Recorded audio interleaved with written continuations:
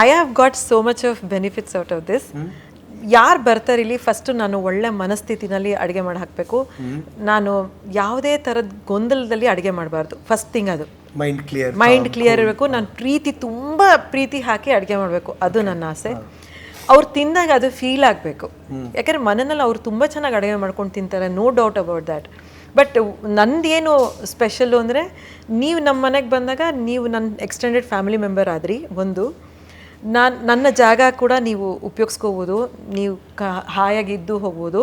ಏನೇನು ಆಕ್ಟಿವಿಟೀಸ್ ಮಾಡ್ಬೋದು ಸುಮ್ಮನೆ ಕೇಳ್ತೀನಿ. ಅಲ್ಲಿ ಬಂದಾಗ ಅಲ್ಲೆಲ್ಲ ಡಿಸ್ಪ್ಲೇ ಮಾಡಿಬಿಟ್ಟಿದ್ದೀನಿ ನಾನು. ಓಕೆ. ತೆಂಗಿನ ಚಿಪ್ಪು, ಆಮೇಲೆ ಕ್ಯಾನ್ವಸಸ್ಸು, ಆಮೇಲೆ ಶೆಲ್ಸ್ ಇದೆ, ಟೋಟ್ ಬ್ಯಾಗ್ ಪೇಂಟಿಂಗ್ ಅಂತಿದೆ, ಬ್ಯಾಗ್ ಕೊಡ್ತೀನಿ. ಅಂದರೆ ಅದ್ರಲ್ಲಿ ಖಾನೆ ಇದೆ.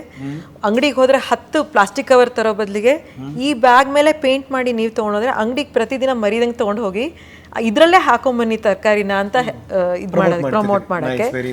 ಇನ್ that way say no to single use plastic. ಅದು ಅದಲ್ಲದೆ ಏನು ಬೇಕಾದ್ರೆ ಚೂಸ್ ಮಾಡ್ಬೋದು ಅವರು. ನಾನು ಒಂದಿಷ್ಟು ಐಟಮ್ ಇಟ್ಬಿಟ್ಟಿದ್ದೀನಿ. ಅದೆಲ್ಲ ನಾನು ಕೊಡಲ್ಲ, but it's all my collection. Painting ಕೇಳ್ಬೋದು. ಹಳೆ ಟೇಪ್ ರೆಕಾರ್ಡರ್ ಇದೆ, ಆಂಟಿಕ್ ತುಂಬ ಕಲೆಕ್ಟ್ ಮಾಡ್ತೀನಿ, ಇಷ್ಟ ನನಗೆ. ಸೊ ಪೇಂಟ್ ಮಾಡೋದಕ್ಕೆ ಇಷ್ಟಿಷ್ಟು ವ್ಯವಸ್ಥೆ ಇದೆ. ನೀವು ಕೊಂಡ್ಕೊಂಡು ಮಾಡಿ ಮೇಲೆ ಹೋಗಿ ಕೂತು you can sit and paint.